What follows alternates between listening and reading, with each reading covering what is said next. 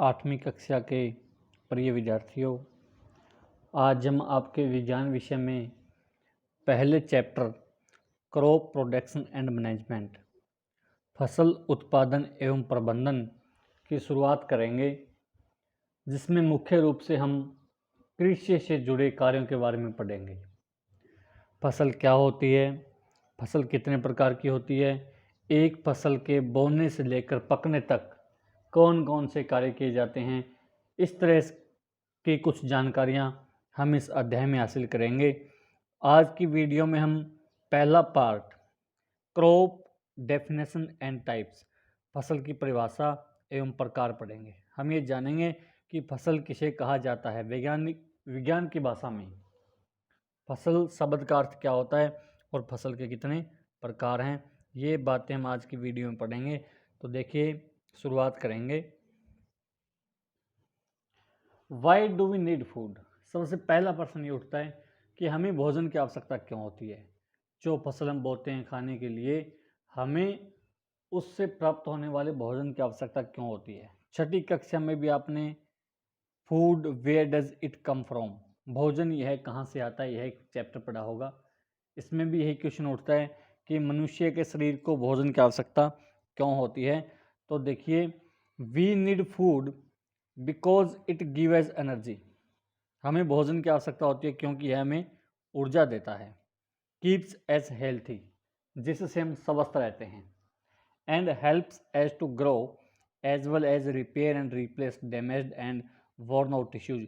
और हमारे शरीर में शारीरिक प्रक्रियाओं को पूरा करने के दौरान जो अंग या जो ऊतक टूट फूट जाते हैं, उनकी मरम्मत के लिए भोजन की आवश्यकता होती है। ये तीनों पॉइंट जिससे हमें भोजन की आवश्यकता होती है, यानी मनुष्य के शरीर को भोजन क्यों चाहिए, आपने अच्छी तरह से याद करने हैं। हमें भोजन की आवश्यकता होती है क्योंकि इससे हमें ऊर्जा मिलती है, जिससे हम स्वस्थ रहते हैं और हमारे शरीर की टूट फूट तथा वृद्धि और नए ऊतकों के निर्माण में भोजन सहायक होता है। अब ये पढ़ते हैं कि हम भोजन प्राप्त कहाँ से करते हैं। फसलों के माध्यम से हमें भोजन की प्राप्ति होती है, पौधों के माध्यम से। What do you mean by crop. तो जिस फसल के माध्यम से हम भोजन प्राप्त करते हैं, उस फसल का शाब्दिक अर्थ क्या है। देखिए, फसल से आप क्या समझते हैं या फसल किसे कहा जाता है, दोनों एक ही बातें हैं। फसल से आप क्या समझते हैं।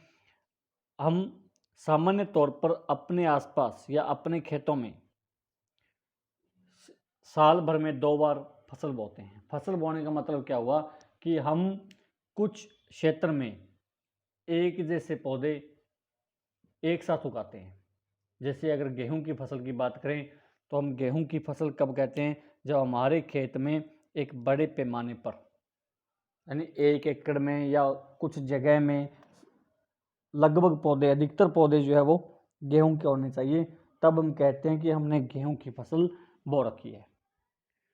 When we cultivate same kind of plants on a large scale, जब हम एक जैसे पौधे एक बड़े पैमाने पर उगाते हैं, इट कॉल्ड क्रॉप, वह फसल कहलाती है।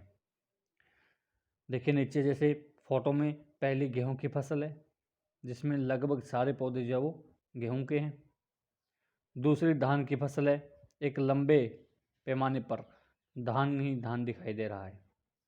ये होती है फसल एक बड़े पैमाने पर, यानी एक अच्छे क्षेत्र में जब एक प्रकार के पौधे बोए जाए तो वो फसल होती है।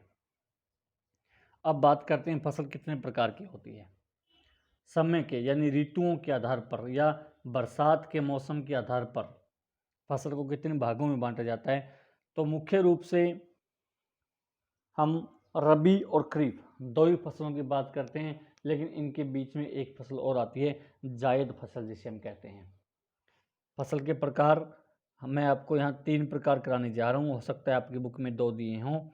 पहली होती है रबी क्रॉप, रबी की फसल। दूसरी है खरीफ क्रॉप, खरीफ की फसल।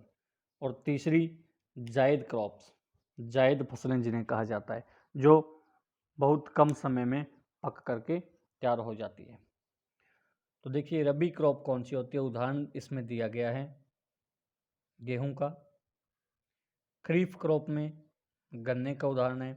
और जायद क्रॉप में, जायद की फसल में तरबूज का उदाहरण है। तरबूज है, खीरा है, ये जायद की फसलें होती है। देखिए पहला, रबी क्रॉप्स कौन सी होती है? The crops grown in the winter season are called rabi crops. वे फसलें जो सर्दी के समय में उगाई जाती है। सर्दी के समय का मतलब जो अक्टूबर नवंबर के पास बो दी जाए और जिनको पकने के लिए ठंडे मौसम की आवश्यकता होती है। Their time period is generally from October to March. और उनका समय कितना होता है? अक्टूबर से मार्च तक। मार्च के अंत तक ये पक करके तैयार हो जाती है। जैसे गेहूं की फसल है, सरसों की फसल है, चना, मटर और अलसी, ये कुछ उदाहरण हैं रबी क्रॉप्स के। Example of rabi crops are wheat, grain, pea, mustard and linseed. These crops require cold weather for their growth. इनको वृद्धि के लिए ठंडे मौसम की आवश्यकता होती है। जब हम अक्टूबर में किसी फसल को बोएं और मार्च में काटें, यानी मार्च के अंत तक पक करके तैयार हो जाए, तो वो फसल ठंडे मौसम में पकने वाली ही कही जाएगी। दूसरी, खरीफ क्रॉप्स कौन सी होती है? The crops which are sown in the rainy season are called kharif crops. वे फसलें जो बरसात के समय में बोई जाती है, वर्षा ऋतु में बोई जाती है। वर्षा ऋतु, अगर हम भारत की भौगोलिक स्थिति की बात करें तो हमारे यहाँ पर आमतौर पर जून से सितंबर तक, जून के मध्य से कह सकते हैं सितंबर तक बरसात का मौसम चलता है। तो इस दौरान जो फसलें बोई जाती है वो खरीफ की फसलें होती हैं। जैसे पैडी है, धान की फसल, मेज, बाजरा है, मक्का है, सोयाबीन की फसल है, ग्राउंड नट मूंगफली है, कॉटन कपास है, ये कुछ उदाहरण हैं खरीफ की फसलों के। अब देखिए खरीफ की फसलें जो वर्षा ऋतु में बोई जाती है और सर्दी की शुरुआत में यानी अक्टूबर के आसपास कटाई इनकी कर ली जाती है। तो इन फसलों को ज़्यादा मात्रा में पानी तथा गर्म मौसम की आवश्यकता होती है। ज़्यादा मात्रा में पानी चाहिए तथा गर्म मौसम की आवश्यकता होती है। अब जो हम नरमा की फसल है या जो ग्वार की फसल है, ये मई जून के आसपास बोई जाती है। तो इनको पकने के लिए यानी कटाई तक जाने तक के समय के लिए ज़्यादा मात्रा में पानी चाहिए और गर्म मौसम, इन दोनों की आवश्यकता होती है।